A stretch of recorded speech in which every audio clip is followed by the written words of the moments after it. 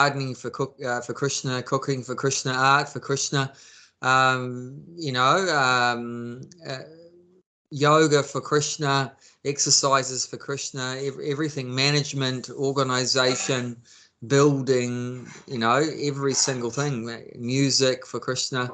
Yep. You know, it doesn't really matter what you want to do. So yeah, better to focus, you know, more energy on the things that we really like to do and good at doing.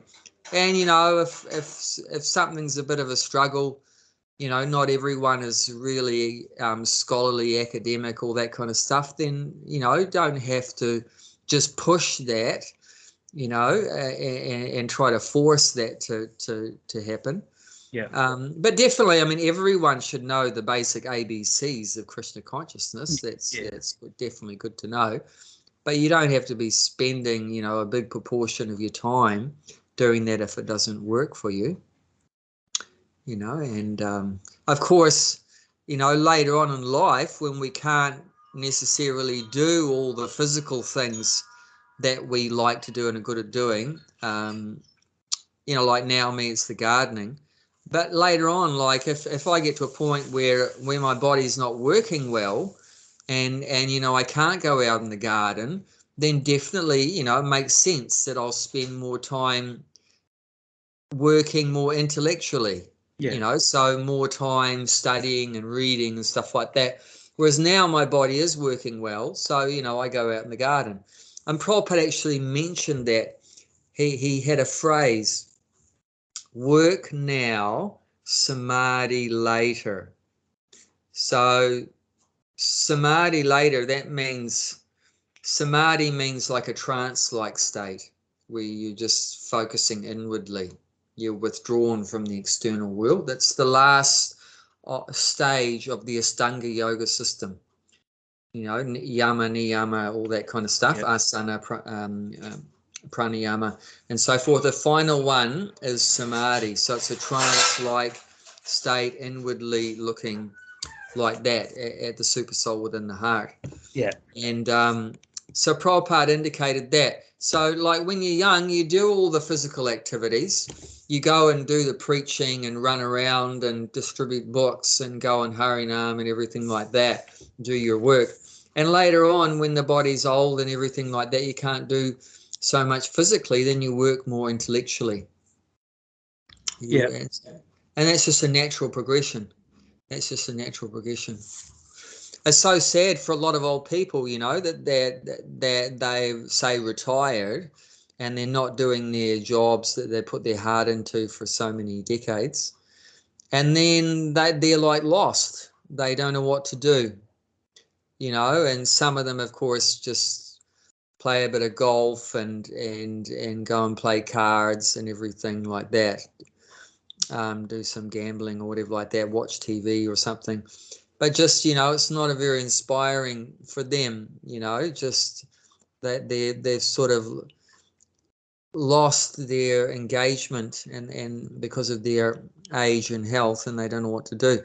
So rather than go that way, you know, okay, we do have to change engagement when we're old, but we should see it as a great opportunity that we've got more time to visit holy places. You know, that's traditionally what people would do in Krishna consciousness when they're old, is go on pilgrimages.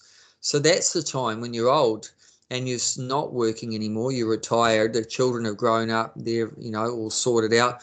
So then either the, you know, husband and wife, or if it's just one person, the husband or whatever, would just go traveling to all the holy places.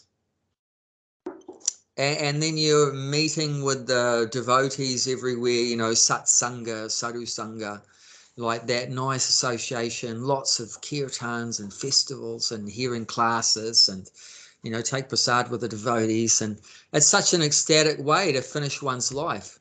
Yeah. You know, always with the devotees and seeing beautiful deities and beautiful temples and everything like that, and wonderful people and everything like that. So that's the best thing to do.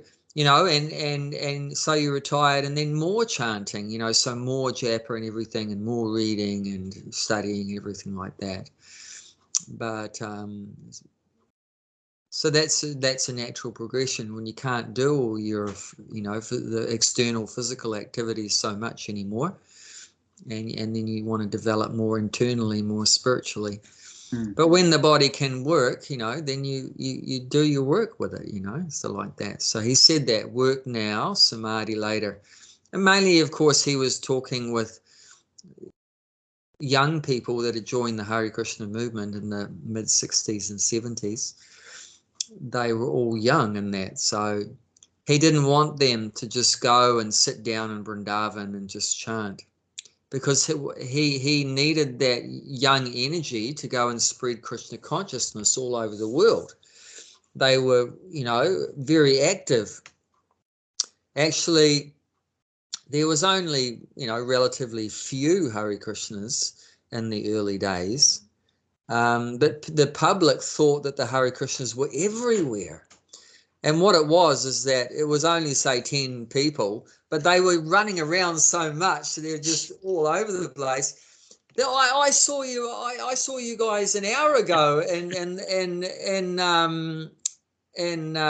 what's the place in trying to remember a place in Newcastle. In Cardiff. I saw you an hour ago in Cardiff, and now you're here in Cuba Street, like that, and like. Yeah. But it was the same persons, it was the same people, but they were just so active. They were just so active that people thought the Hare Krishnas were everywhere. Yeah. And Prabhupada encouraged that. You got a lot of energy, so stay out, 8 or 10 hours a day on Harinam. That's what they would do.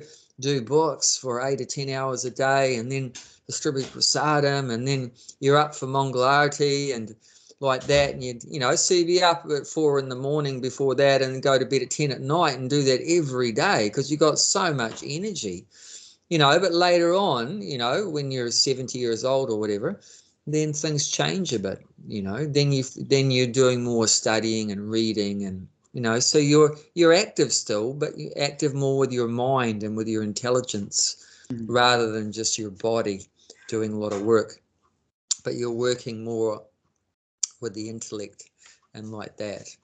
So yeah, that's just a natural progression. But it shouldn't be that, I can't do gardening anymore, I can't do exercises anymore, my life's ended, I've got nothing to do, whatever. No, well, now I don't have to do gardening. Now I can go on festivals, and I can go to the holy places, be with the devotees, and I can chant more. How ecstatic. And I can go to attend more classes, and I can read the Bhagavatam and Chaitanya Charitamrita, and for a devotee it's ecstatic. Growing old for a devotee is because actually you've got more experience, as you get more experience the older you get. So, and a devotee gets more spiritual realizations. So it's great for a devotee. Actually, the older we get, it gets better potentially. Even though the body's breaking down, but as we know, we're not the body, we're the soul.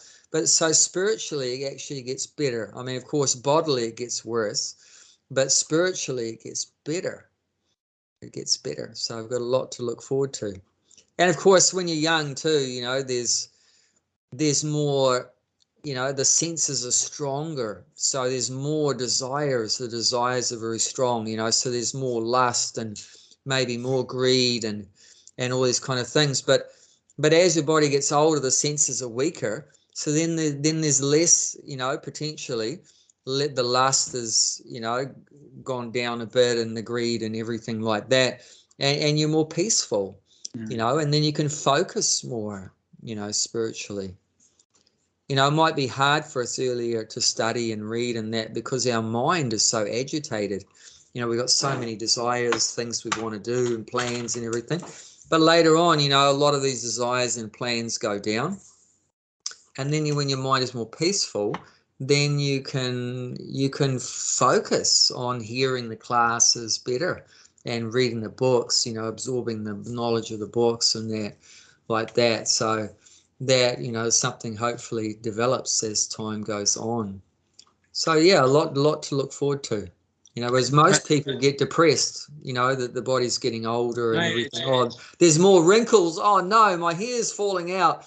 Hair's going grey and I got wrinkles and everything. But for a devotee, it's actually good, because the material desires go down, and you get more spiritual knowledge and experience and everything, more realizations like that, and like you go deeper in Krishna consciousness as years go by, hopefully, like that. So it's the opposite to what most materialistic people experience.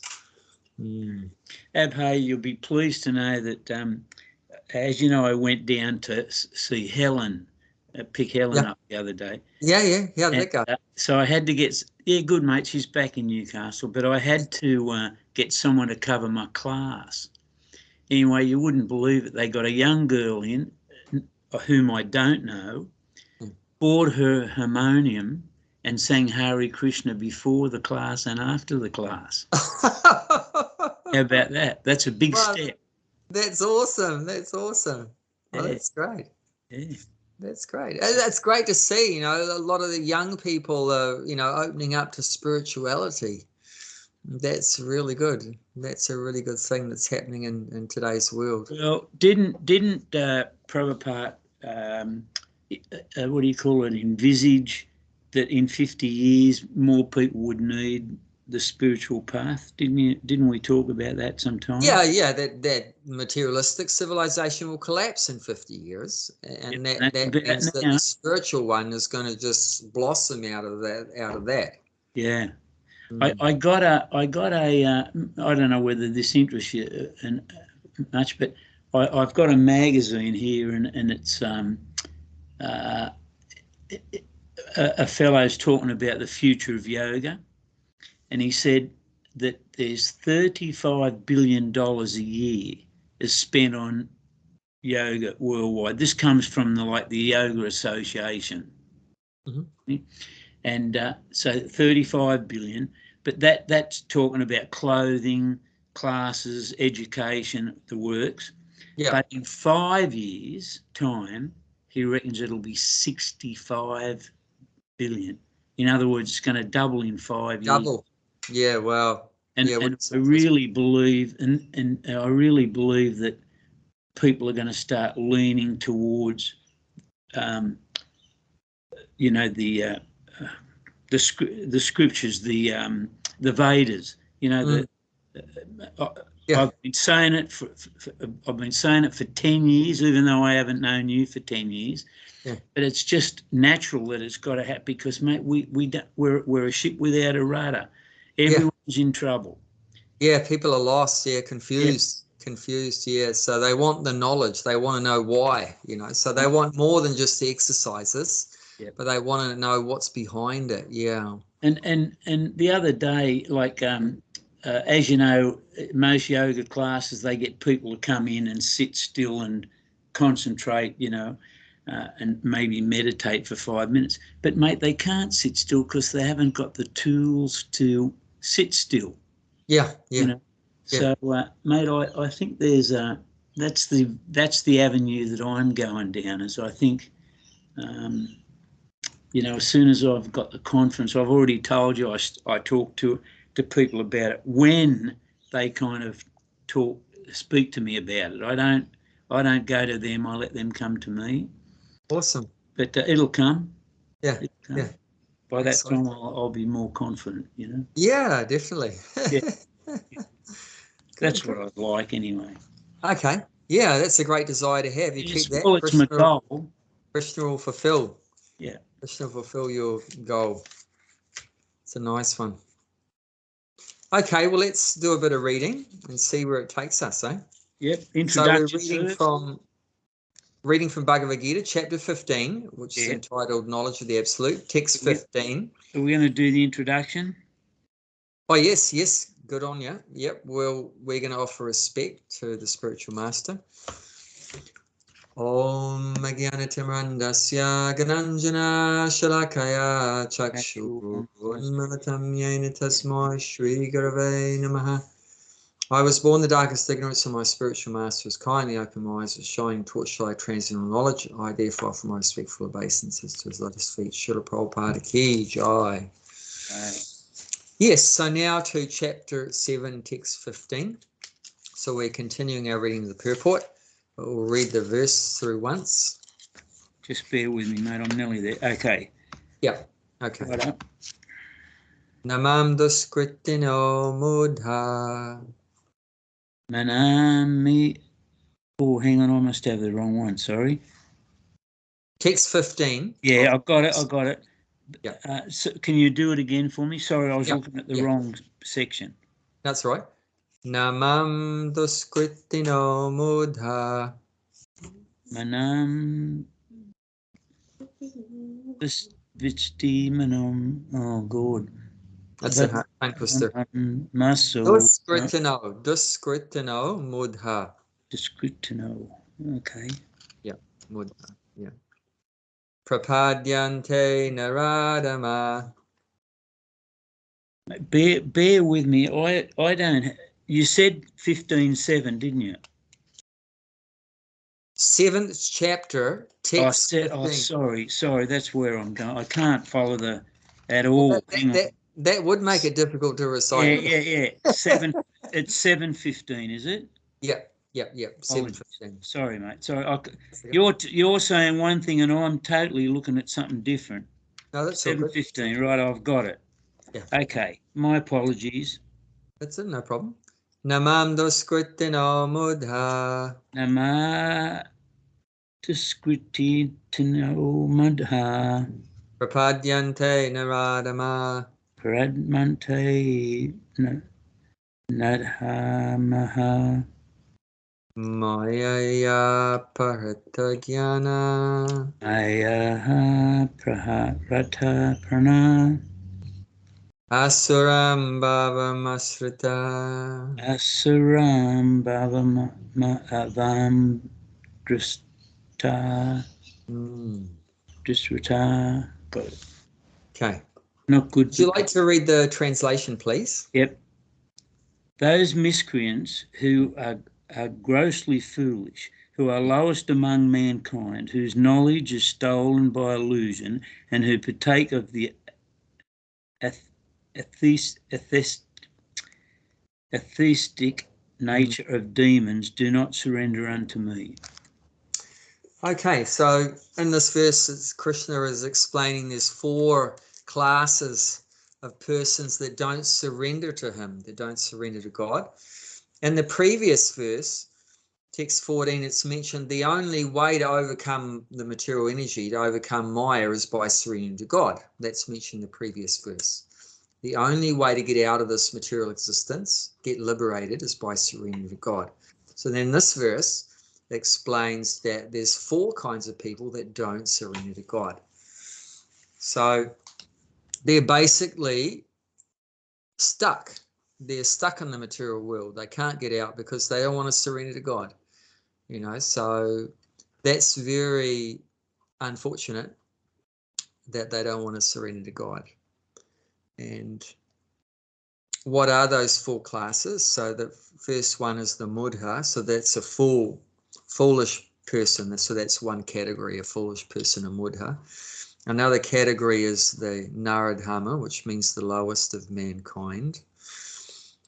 And the third category is those that have their knowledge has been stolen away by illusion, by Maya. So that's Maya Parathagyana. And the fourth category is the atheistic demon, the Asura. So let me just go back a bit. So those that have had their mind stolen, did you say? This is 3.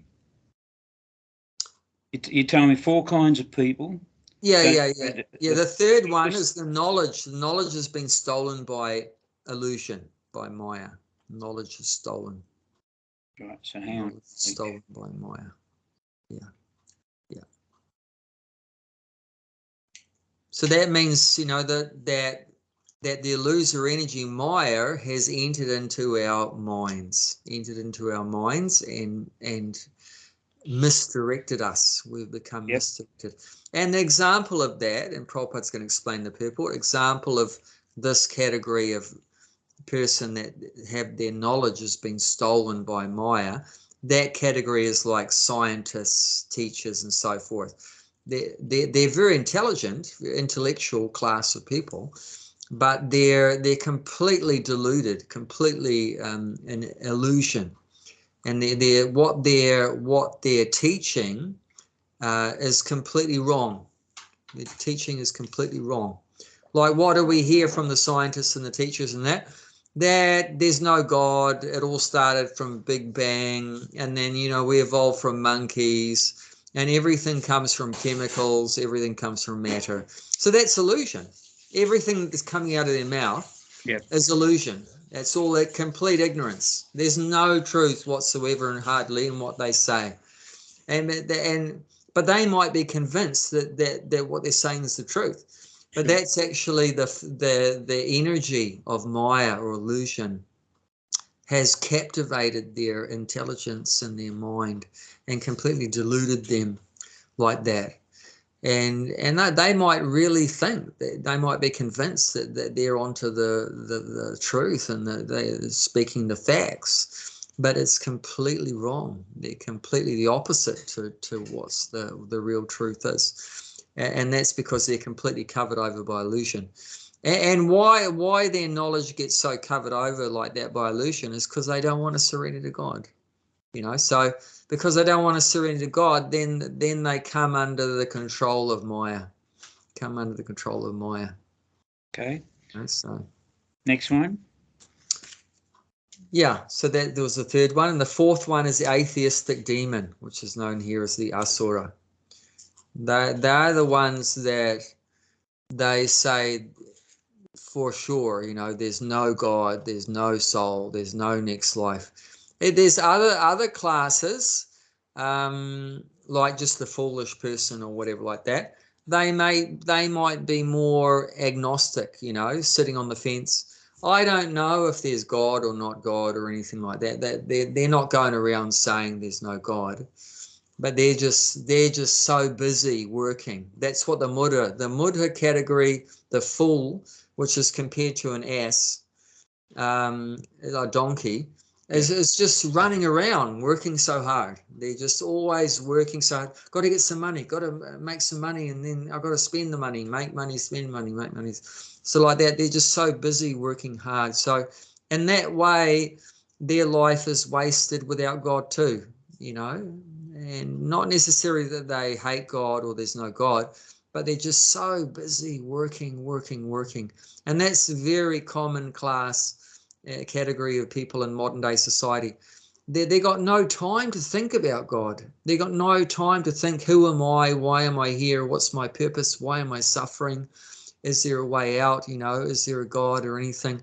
They got no time because they're just slaves to working, you know, making money for the boss and everything like that, trying to please the boss and everything. So that's that category. So, but the last category, they're full on atheists. Yep. There's no God. I hate God. Don't talk to me about God. You know, I get angry and start swearing and everything like that. So there's a class like that. They're full on anti-Krishna, you know, anti-God, like that. And mate, do you find, because this is I have some of those around me.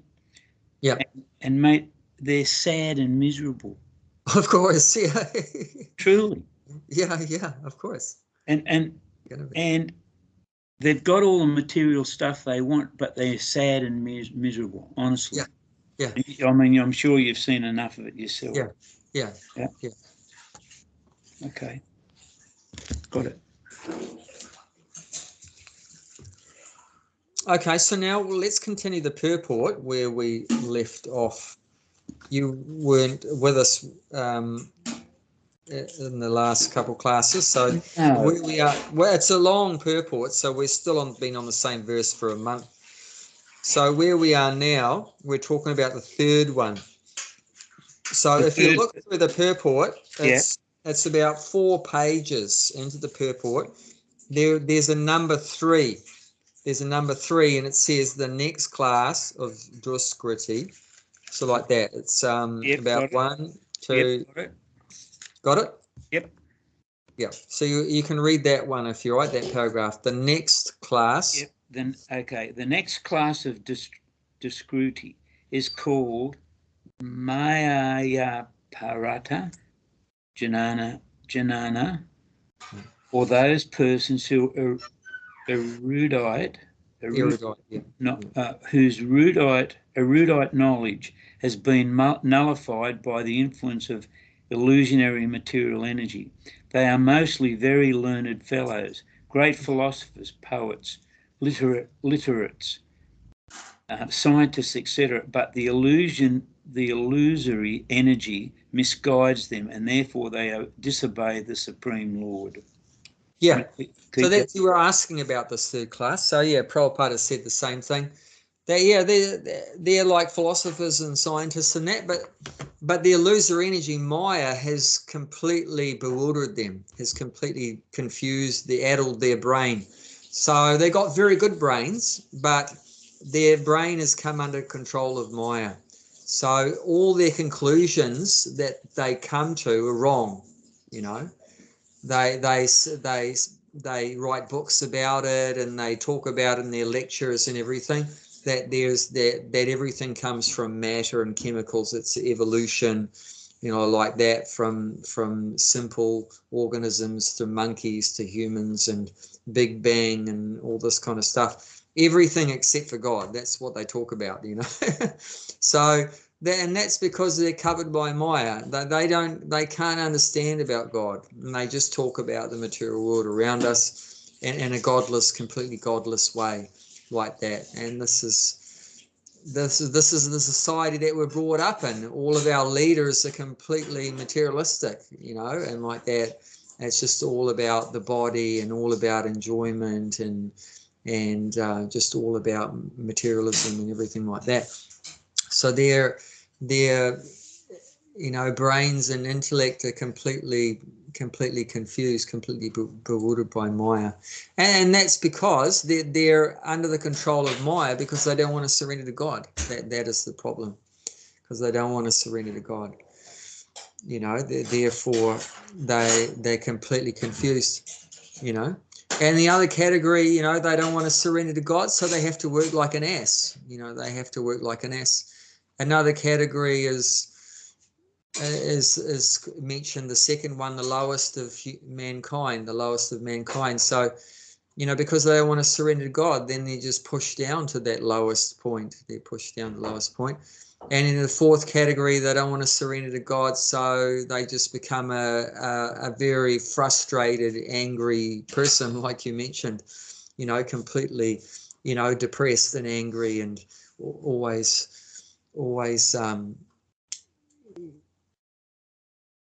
wanting to fight and argue and everything like that, and envious and jealous and all this kind of stuff.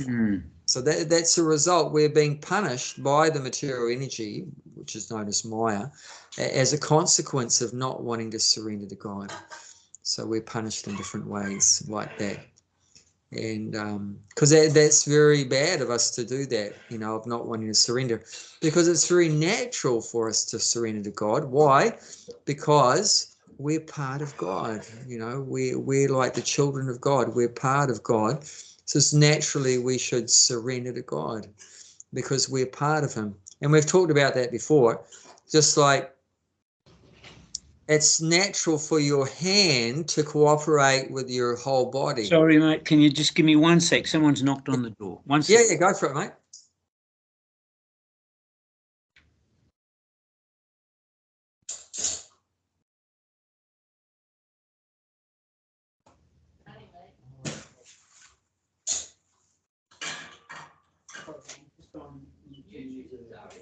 That's all right. Thank you.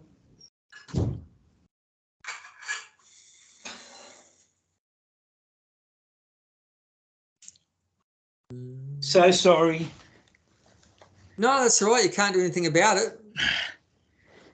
No worries.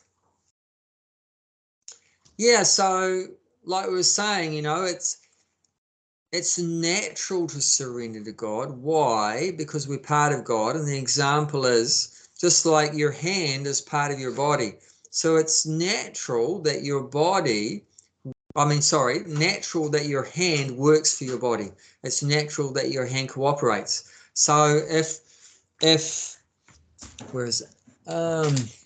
if the body wants a pen, it's natural the hand will immediately pick it up, right? You know, if the body wants a pen and the hand says, no, I'm not going to pick it up. No, I'm not going to do it. You know, the body wants food. Okay, the body wants to eat rice and dal. And the hand says, no, I'm not going to give it to you. So that's crazy, isn't it? It's insane. Yeah. But that's what we're doing. It's insane. You know, Krishna says, you know, I want you to chant Hare Krishna. And what do? No, I'm not going to chant Hare Krishna. I'm not going to do it. You know, so it's just as insane as the body saying, give me this pen, and the hand says, no, I'm not going to give it to you. I'm just going to chuck it away. You know, so it's like that, because just like the hand is part of the body, you can't separate it, right? So we're also part of God. We're a part of God. I mean, you could separate the hand, right? I'll just get a machete and just cut it off. But then you tell me, what is the value of a hand separate from the body? Does it have any value? If I cut this off, does it have any value whatsoever? I mean, if the hand is connected to the body, how valuable is it? Is it worth $10, $100, $1,000, $1 million? I mean, what value would you place on your hand when it's connected with your body? It's priceless. Yeah, it's priceless. I mean, I love my hand. You know, it's very valuable. You know, I couldn't do without it. You know, but if you did cut it off, you tell me, how much is it worth? Really nothing to anyone. Nothing. You're going to just chuck it in the bin. You know, I mean, if it's separate from the body, there's no value. So it's the same. You know, we're so valuable because we're part of God. You know, we're connected with God. But if we divorce ourselves from God, you know, by this not wanting to surrender, we've lost our value. You know, we're completely miserable. You know, I mean, how will the hand be feeling if I cut it off? You know, it's not going to be a happy hand at all. You know, it's going to you know, it's going to be, you know, such a painful thing. You know, so that's why we're so much suffering. You know, because we're trying to disconnect ourselves from God, which is horrible. Mm-hmm. You know, but if we reconnect, and that's what yoga means, right? And people don't know that, but yoga means to connect, to link. Like the word yoke comes from that. Yoke, you know, like a horse and carriage, or the trains have a yoke. So that's what links or connects the carriages together, is the yoke. So yoga means like that, to link, to connect. We're part of God. We want to be connected, not disconnected. Disconnected is called V-yoga. You know, V-yoga, where the connection is broken. But we want yoga. No, we want to reconnect. So that this is the idea of yoga, to reconnect with God. You know, and then it can reconnect through karma yoga, through jnana yoga, through ashtanga yoga, through bhakti yoga. So there's different ways of connecting, but all of them is yoga. So it's all connecting. You're connecting through your activities, it's karma yoga. Connecting through your philosophy, that's jnana yoga. Connecting through exercises and breathing, that's ashtanga yoga. Connecting through love, and that's bhakti yoga. You know, through loving service, bhakti yoga. So, you know, but it's all about being connected. And you know, but the hand is connected to the body. It's a happy hand. But, you know, disconnected, and it's useless, and it's horrible like that. So, but this is the problem, you know. People are disconnected with God, so their brain's not working properly anymore. You know, they're completely in illusion. They're completely, and they're not happy. You know, they're feeling frustrated. They're feeling confused. They're feeling lost. They're feeling angry. You know, like that. So many problems, and that's all coming because we're disconnected from God. You know, like that. You know, so very important. So yeah, without that being connected, you know, our intelligence is not going to work properly, and all our conclusions we come to, they're all wrong. You know, and the libraries are full of books written by very intelligent people, but everything in the books is all wrong. The library's full. You know, it's all wrong. Mm. You know, and what's it all like? What are the kind of conclusions they come to in the books? That, you know, the universe revolves around me. You know, everything's for my enjoyment. Everything's for my pleasure, like that. The purpose of life is just enjoyment, you know, sense gratification, like that. There's no God in control. Everything happens by chance. Everything is just happening by chance. There's no God in control. When we die, it's all over. That's it, finished. You know, how many books talk about that, right? You know, that when we die, that's it. No more consciousness after that. No reincarnation, nothing. That's it. Just death is the end, like that. And when we were born, that's when life began. Life began when we were born. Life ends when we die. How many books are about that? All the books are about that. You know, so therefore, while you have this short life, then enjoy as much as you can, right? And then, so what do we say? Sex, drugs, rock and roll, eat, drink, and be merry. This is how we were brought up with this philosophy. Sex, drugs, rock and roll, eat, drink, and be merry. Just enjoy your senses, you know. And if anyone gets in your way, just get rid of them. You know, so this is what all the philosophy and all the books and everything's about, like that. And there's a few rare ones that try to break free from that, and those are the people that are surrendering to God. You only look at the world we're in at the moment. You've only got to look at the world that we're in at the moment. Yeah, it's very chaotic and very frightening. Sex, drug, and rock and roll's going. Yeah, it's insane, you know, and that's a result of not surrendering. That the illusory energy is like got out the whip, and she's caning us, you know, because of our, you know, rebelliousness, like that.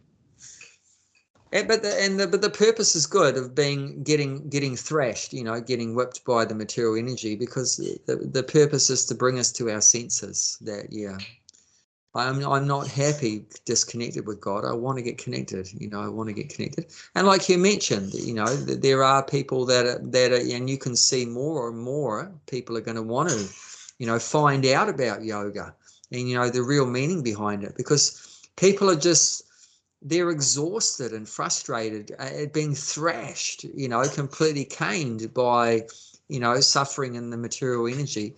And they want something different, you know. So that's actually the desired outcome of being punished by the material energy is that we come to our senses.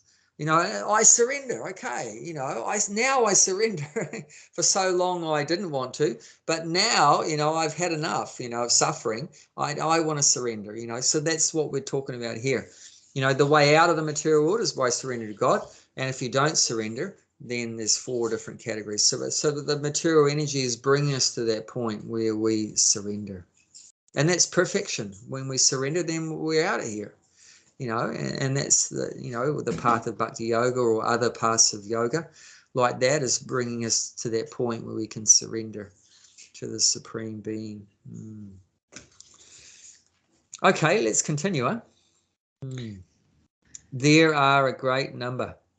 There are a great number of Maya Parata Jananaha Janna at the present moment, even amongst the scholars of the Bhagavad Gita. In the Gita, in plain and simple language, it is stated that Sri Krishna is the Supreme Personality of Godhead. There is none equal to or greater than him. He is mentioned as a father of Brahma, the original father of all human beings. In fact, Sri Krishna is said to be not only the father of Brahma, but also the father of all species of life. He is the root of impersonal Brahman and Paramatma, the super soul in every entity in his plenary position. Plenary portion. Sorry, what is portion? He is the fountainhead of everything, and everyone is advised to surrender unto his lotus feet. Despite all these clear statements, the Maya Parata Jana deride the personality of the Supreme Lord and consider him merely another human being. They do not know that the blessed form of the human life is designed after the eternal and transcendental feature of the Supreme Lord. All the unauthorized interpretations of the Gita by the class of Maya, again, Parata, Janana, outside the purview of the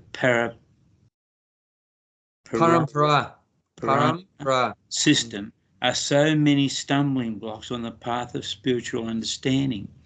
The deluded interpreters do not surrender unto the lotus feet of the Sri Krishna, nor do they teach others to follow his principles. Okay, let's stop there.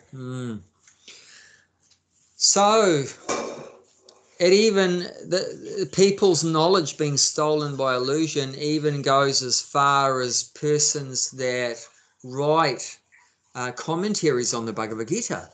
So even their writing, you could extend that further. Even people that are writing about the Bible or writing about the Quran or writing about the Bhagavad Gita, as mentioned here, they're also deluded. If they're not surrendering to God.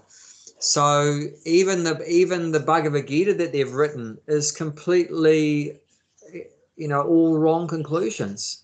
Is completely, illusory in their understanding. And here Prabhupada's pointing out, on every page of the Bhagavad Gita, it's mentioning that Krishna's God. That they mentioned here, the father of Lord Brahma and the cause of everything, and that Paramatma, the super soul, is plenary portion, and Brahman, the all-pervading energy, is a portion of him and everything, and Krishna's the source of everything. So it's mentioned everywhere in Bhagavad Gita. But these people that write their own Bhagavad Gitas, they sidestep all of that, and they twist everything. They twist Krishna's words to take people away from surrendering to Krishna, and instead, they bring about the conclusion in the Bhagavad Gita that Krishna is just an ordinary person, which is ridiculous. It's so ridiculous. But that's just how deluded they are. That, the book is written, the book is spoken by Krishna, and his God is speaking, but they're taking people away from surrendering to Krishna, taking people away from Krishna being the supreme person.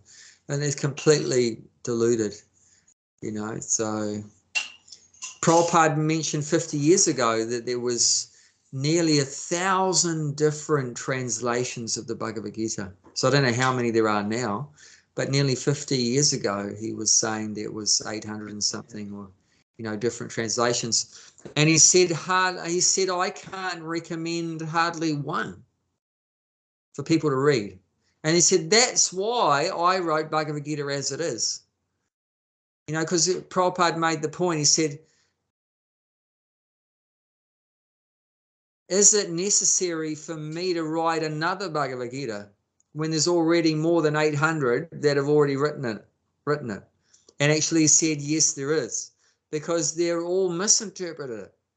All 800 plus, people have misinterpreted Krishna's words. So therefore, I'm going to write Bhagavad Gita as it is, without misinterpreting what Krishna's saying,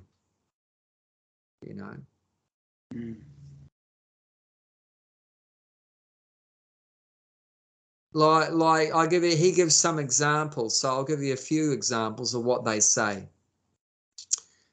One writer on the Bhagavad Gita said, the 5 Pandavas represent the 5 senses. So they're just saying the book is just an analogy to other things. They don't take it as being a real historical event that took place. So they don't agree, this particular author didn't agree that there was actually 5 brothers. So the 5 brothers are called the 5 Pandavas. And Arjuna, who's here speaking with Krishna on the battlefield, he's one of the 5 Pandavas. Yudhisthira was the oldest, then Bhima is the next, then Arjuna, then Nakula, Sahadev. So they are known as the 5 Pandavas. But this particular person said that the 5 Pandavas is just an analogy to the five senses, which is five senses means the eyes and the nose and the tongue and the ears and the touch. Those are the five knowledge acquiring senses. So they're saying they're taking away from the fact that there's actually five brothers and just saying it's five senses. And they're saying that the kur, etc., is an analogy to the body. So the kur, etc., it's mentioned that the battle took place on kur, etc., a place called kur, etc. So they're saying it's an analogy to the body, and that the five Pandavas, they're the five senses. So the body has five senses. So they're like that. They've just speculated so much, and there's no real kur, etc. There's no real five brothers. It's just the body and the five senses and everything. But you can go today. You can, if you jumped on a plane, you could go to the place called kur, etc., which is whatever 2 or 3 hours away from New Delhi, so it's not far away from New Delhi. The actual place is still there, and it's a massive field, and that's actually where they fought 5,000 years ago. But these people, they have the audacity to say that there was no real battle. It's just about the mind and the five senses and everything like that. And another commentator, and he used to be actually the president of India at one point. He had the audacity to say that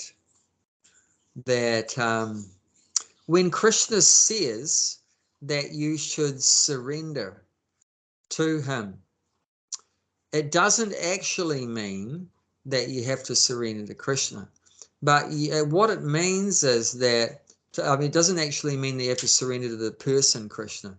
But what it actually means is that you have to surrender to the impersonal oneness within everyone.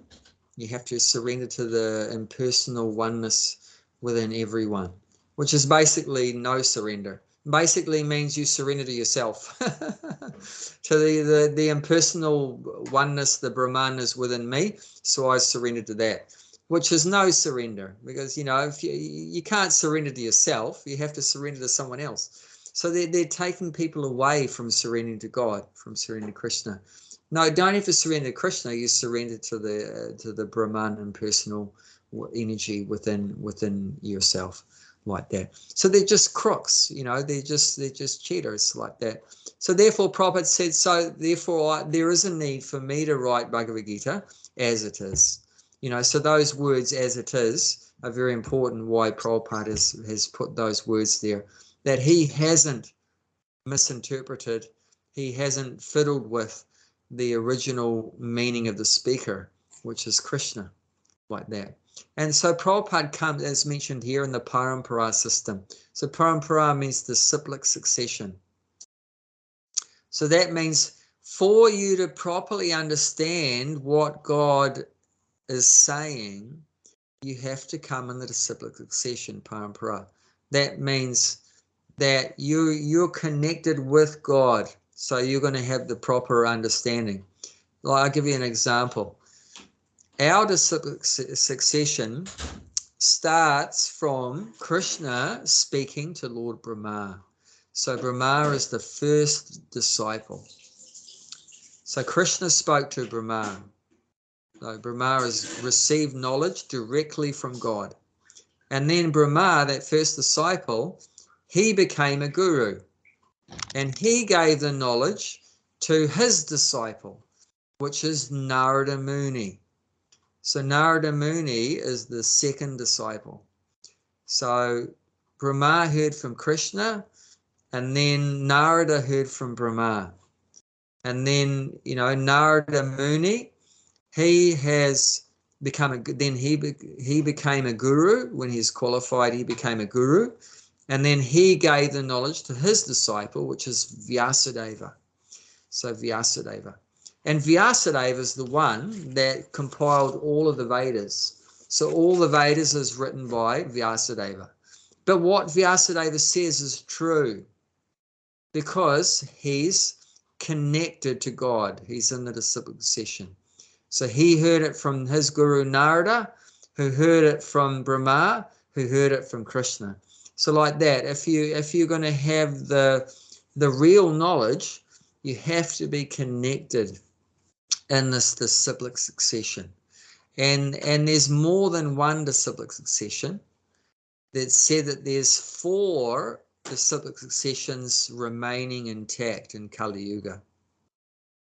So we're in one of the 4, the Brahma Sampradaya, and there's another one where the first disciple was Lord Shiva, and that's called the Rudra Sampradaya, and there's another one where the first disciple was Lakshmi Devi, the goddess of fortune, and then that's called the Lakshmi Sampradaya, Sri Sampradaya.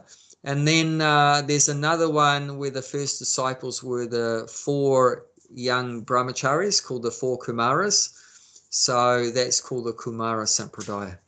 So yeah, to actually have the facts, to have the truth, you have to be in one of these sampradayas. If there's a guru and you ask him, who is your guru?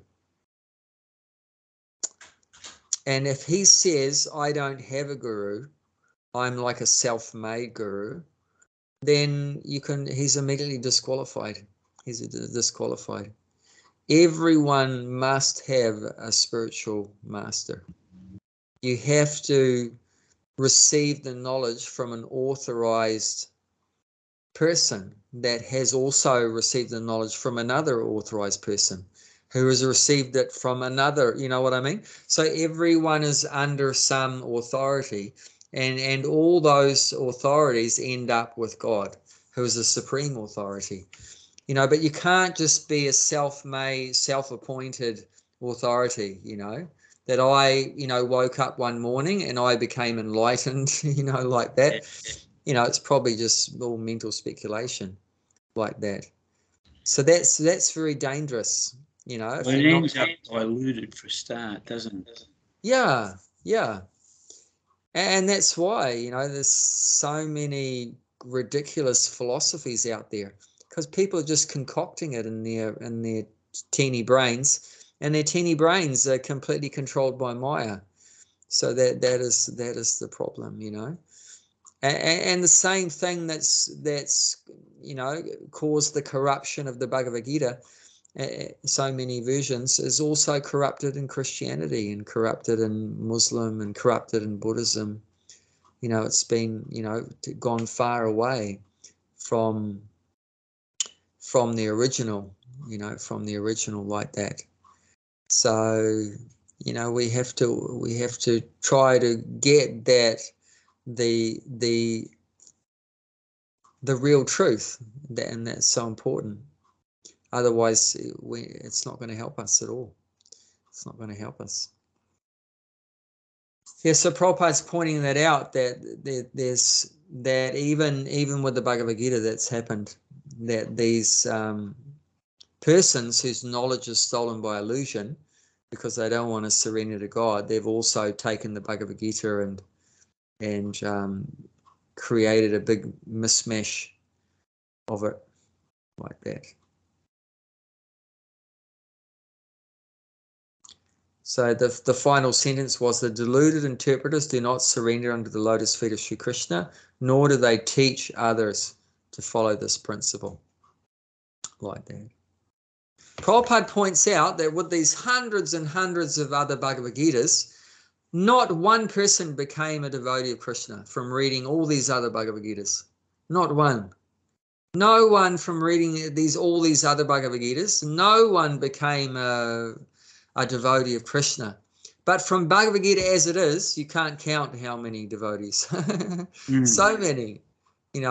As soon as you present it truly, then there's hundreds and thousands of devotees of Krishna now, because of presenting Bhagavad Gita as it is, without misinterpreting it like that. So many. So that's the proof of the pudding. That's the proof of the pudding is in the tasting, like that. So there's so many devotees of Krishna now from Bhagavad Gita as it is. So that's very authentic. Whereas the other ones is all rubbish. No one has become a devotee through reading the other ones like that. Okay, do you want to read the next one? 4? The last class of diskriti is called Asuram, Bhavam, Asrita, or those of demonic principles. This class is openly atheistic. Some of them argue that the Supreme Lord can never descend upon this material world, but they are unable to give any tangible reason as to why not. There are others who make him subordinate to the impersonal feature, although the opposite is declared in the Gita. Envious of the Supreme Personality of Godhead, the atheist will present a number of illicit incarnations manufactured by the factory of his brain. Such persons whose very principle of life is to decry the personality of Godhead cannot surrender under the lotus feet of Sri Krishna. Sri Yamacharya Alabandaru of South India said, "O my Lord, you are unknowable to persons involved in atheistic principles, despite your uncommon qualities, features and activities, despite their personalities being confirmed by all the revealed scriptures in the quality of goodness, and despite your being acknowledged by the famous authorities renowned for their depth of knowledge of the transcendental science of situated in the godly qualities." Do you want me to just finish the last one? Yeah, just finish the last bit too. Therefore, 1, grossly foolish persons, 2, the lowest of mankind, 3, the deluded spectators, and 4, the professional atheists, as above mentioned, never surrender unto the lotus feet of personality of Godhead, in spite of all the scriptural and authoritative advice. And that answers that. That's what I wrote down earlier. Yes, yeah, that's the 4 categories, yeah. Yeah. So this last category, as Prabhupada mentions, are openly atheistic. So they openly say there's no God, there's no soul, there's no one in control, everything's going on by chance, like that. And anyone that talks about God, they get very angry, usually like that. They're very envious of God, like that. And they have arguments, like Prabhupada says, that, God can't come to this world, even if there was God, but he can't come here. And if you ask them, well, why can't God come to the material world? Then they can't give an answer. Obviously, what is the definition of God? God is completely independent. He's free to do anything he likes. He's not under anyone's control, right? We are under control. We're controlled by so many things. We're under control of our parents. We're under the control of the government. We're under control of the weather. We're under the control of our bodies, limitations, so we're under control of God. But God is that person that's not under anyone's control. If he wants to go to earth, he can come. If he wants to come to the material world, if he wants to leave the material world, he can. He can do anything he likes. That's what God is. So they can't answer that when they say that, God can't come to this world, but they can't answer why he can't come, because the fact is that he can come. He can do whatever he likes. So God came to this earth 5,000 years ago, and he spoke the Bhagavad Gita. But the atheistic people, they can't comprehend that, because they don't want to surrender to God, because they themselves want to be God. See, that's our disease. Why are all the souls in the material world in the first place? Because we got kicked out of the spiritual world because we want to be God. We want to be Krishna. So this is our disease. You know, we're envious. We're envious of Krishna because we want to be Krishna. We want to take his position.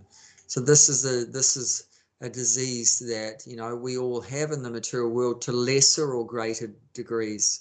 Some have it to a greater degree and they're really atheistic, like I hate God and there's no God. And some have it to a lesser degree.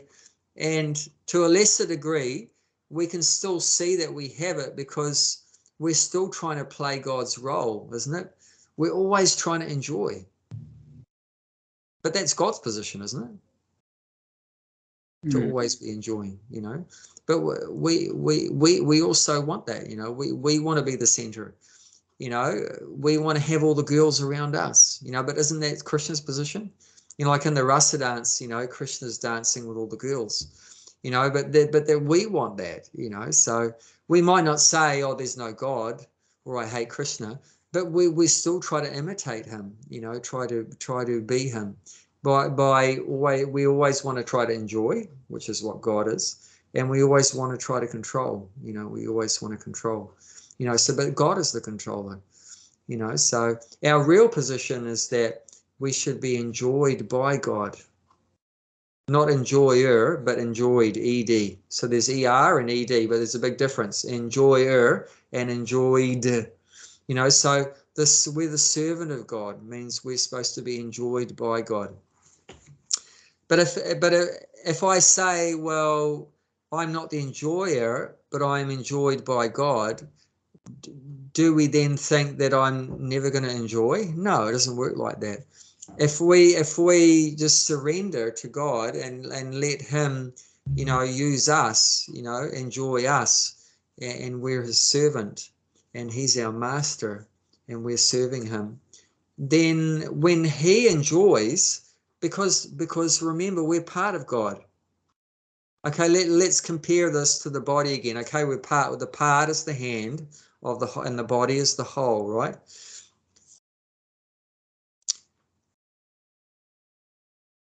Is the hand enjoying the food, or is the body enjoying the food? The body. Body, right? Okay. So I can't stick my hand in the sabji or the rice or dal and enjoy it, right? The halava, or I can't just squash the pakora in my hand and enjoy it. I have to give it to the body. So the body enjoys it, specifically the stomach. So the hand has to give food to the mouth and that goes to the stomach. The stomach enjoys the food.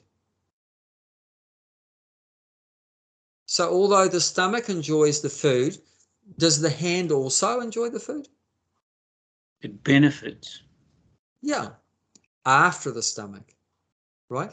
So Yep. the first place where the food is enjoyed is in the stomach, right?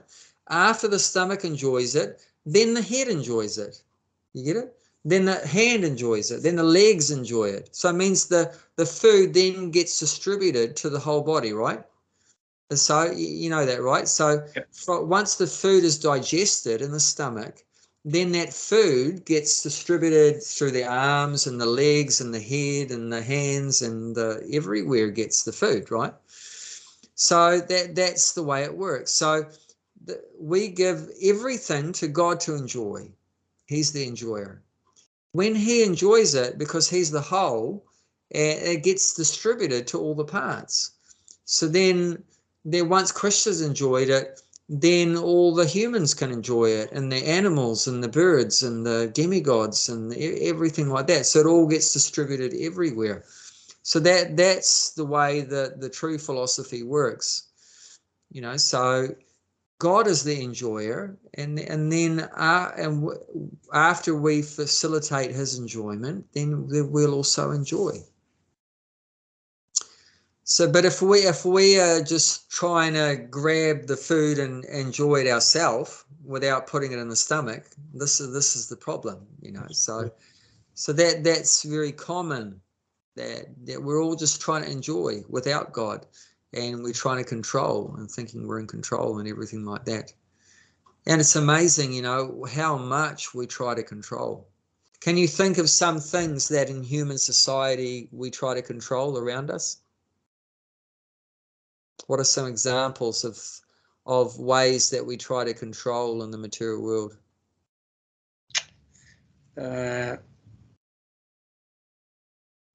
Would you mention like time for a start?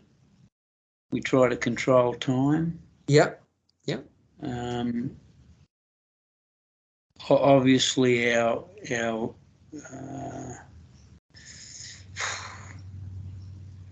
I don't know, you'll have to fill me in. We try to control the weather. Yep. There's actually technologies they have that can make more rain come or stop the rain. Or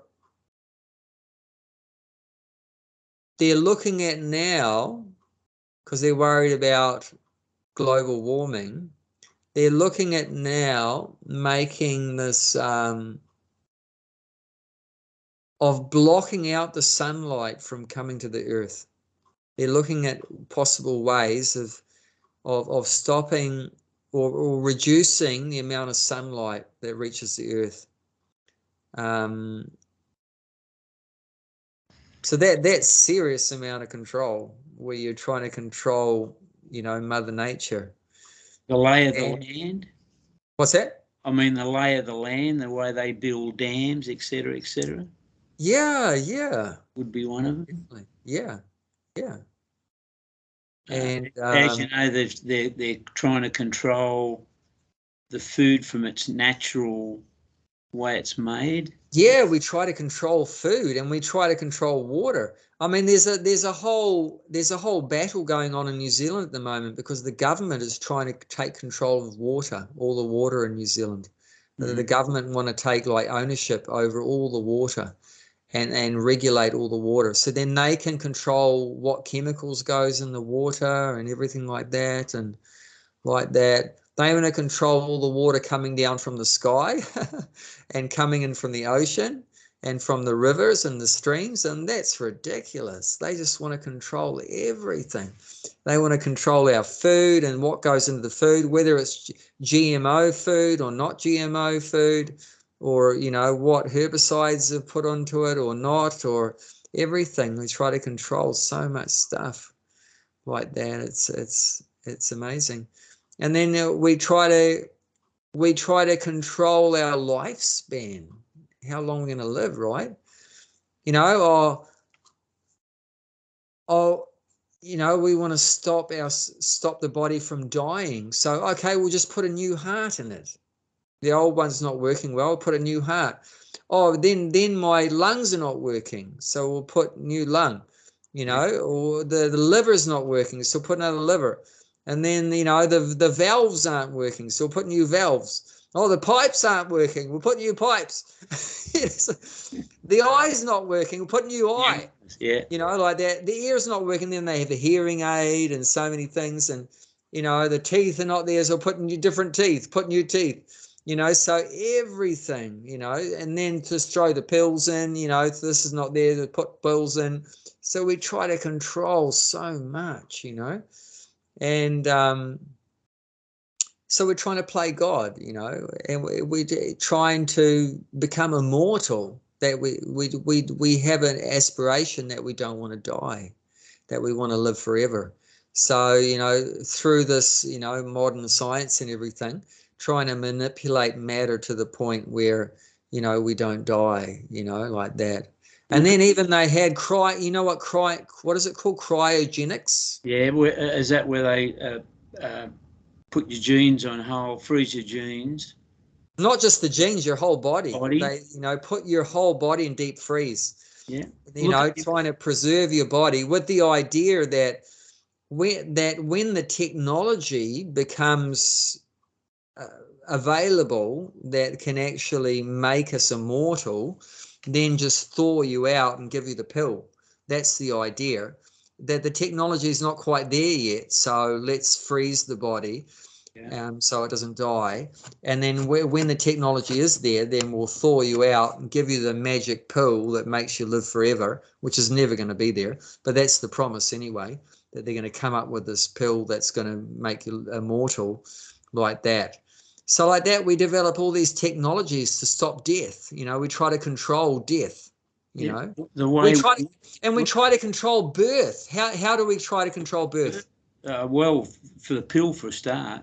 Yeah, the pill. They're okay. Well, I want to have sex, but I don't want to have children, so we'll just kill the child. Yep. You know, so I'm controlling that life of another living thing. I'm controlling that life of another living thing. I'm not going to let it take birth. I'm going to control it. I'm going to control it from taking birth by giving this pill. Or if it dodges the pill, then I'll just cut it out. You know, pay the doctor some money and cut it out of the, you know, woman's womb, cut the embryo out and throw it in the bin. You know, so that's a lot of control. You know, that's a terrible amount of control, you know, isn't it?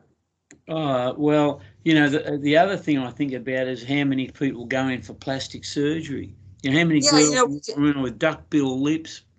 Yeah, we're trying to control old age. So we try to control old age.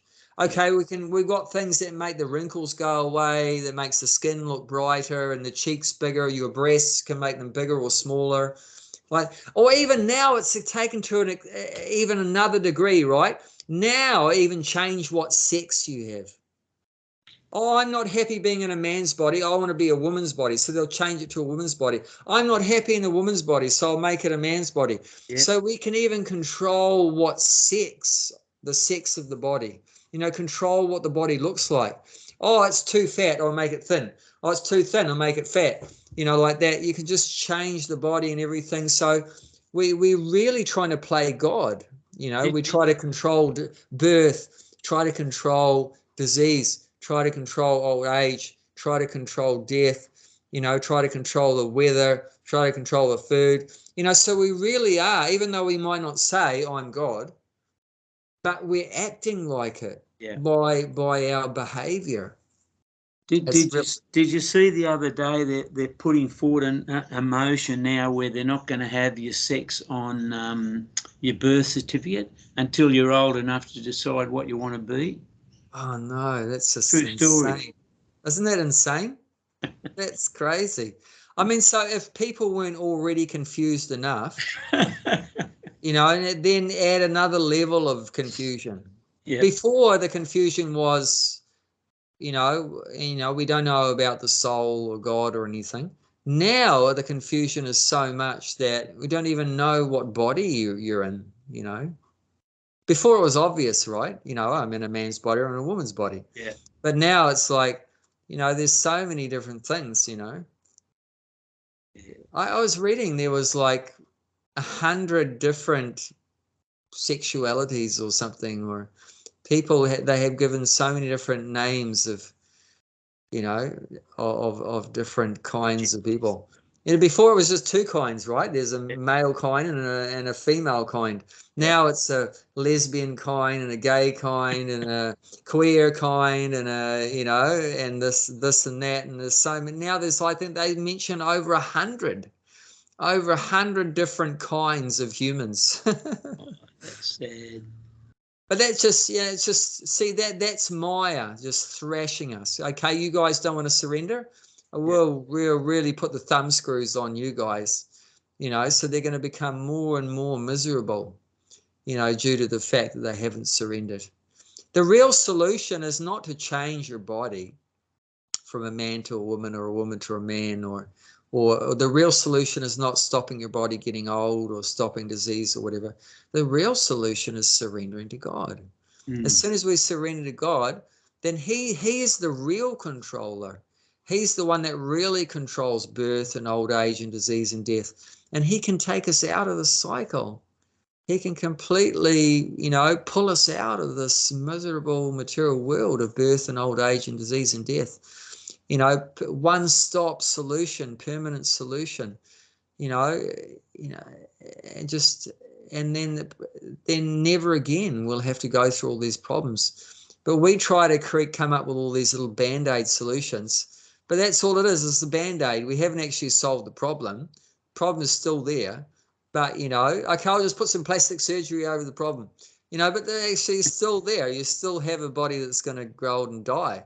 You know, so it's not really a solution after all. The real solution is just to surrender to Krishna. So, but when we will realize that, you know, so it's very unfortunate. Mm.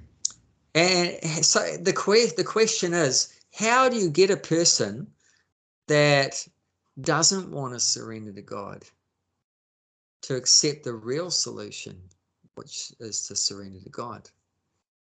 Who's going to do that? You know, or how's that going to happen? That's the $1 million question.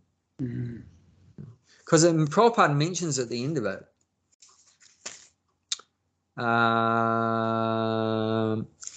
the last sentence of the same of the purport, the purport, the last one. You know, therefore, 1, grossly foolish persons; 2, the lowest of mankind; 3, the deluded speculators; and 4, the professed atheists, as above mentioned, never surrender under the lotus feet of the personality of Godhead, in spite of all scriptural and authoritative advice. So, you know, all the scriptures say that we should surrender to God. You know, this is who God is, and we're his servant. You should surrender, whether it's Christian or Hindu or Muslim or whatever like that, the Vedas, like that. And all the saintly people also say, you know, the gurus and the sadhus, the saints say you should surrender to God. But apart from, you know, in spite of all this authoritative advice to surrender to God, Prabhupada finishes off saying, never surrender. So that's a problem, you know, that they're never going to surrender. Yeah. But there is something else going on. So, I mean, from their point of view, yeah, they're never going to surrender. They're just so anti-God. But the only hope is compassionate devotees of God. And that could come through Christianity or could come through the Vedas or whatever. I'm not saying only Hare Krishnas have compassionate devotees. So, and we know Jesus was very powerful at getting, you know, atheistic, you know, people to surrender to God, you know. He was amazing, you know, because he was dealing with really low class, you know, people. They're ignorant people, but, you know, through his purity, his pure devotion, he inspired, and he still is after 2,000 years, he's inspired so many people to surrender to God. So that is the only way out, because here it's saying, you know, these 4 classes of people, they're never going to surrender to God. But actually there is a way to get them to surrender. And that is only through the devotees, you know,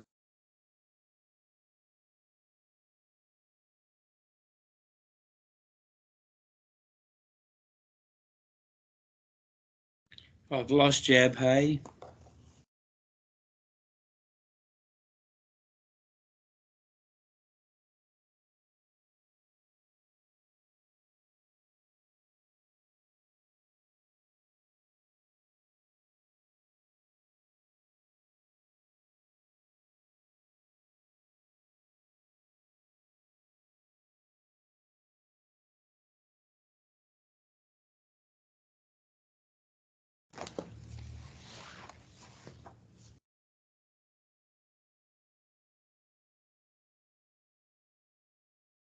Hey, Bob. I'm there. You there? It's just the battery on the laptop died. All right. Okay. Our time's nearly up, but I'll just finish what I was saying. Yeah. That although here, I mean, Prabhupada's saying that these 4 kinds of people, they're never going to surrender to God. But there is one possible way out to get them to surrender, and that is by the compassion and the love of devotees. That even though these people, they're hardcore you know, they're anti-God. But by the devotee's sincere desire to help them to come out of that miserable situation, then they make, you know, effort. I mean, a lot of effort. I mean, like Bhaktisiddhanta Saraswati Prabhupada's guru said that I want every single member of the Gaudiya Math, and that was his organization he created, was called Math, just like Prabhupada's organization was called ISKCON. So his guru's organization was called Gaudiya Math. So I want every member of the Gaudiya Math should be prepared to spend hundreds and thousands of gallons of blood for every individual, you know, corpus, he called it, which means every individual person of human society. So it takes like that, you know, gallons of blood. What does that indicate? It means your blood is your energy, your time, you know. So a devotee is prepared to spend, you know, so much of his valuable time and energy. Yeah. Pardon me, Abbe. Sorry, mate. I have to go to the loo. I have to. Yeah. Anyway, time's up anyway. Lead by example. Yes. Okay. Right. Hey, I'll see you next week. yes. Okay. Take care. Thank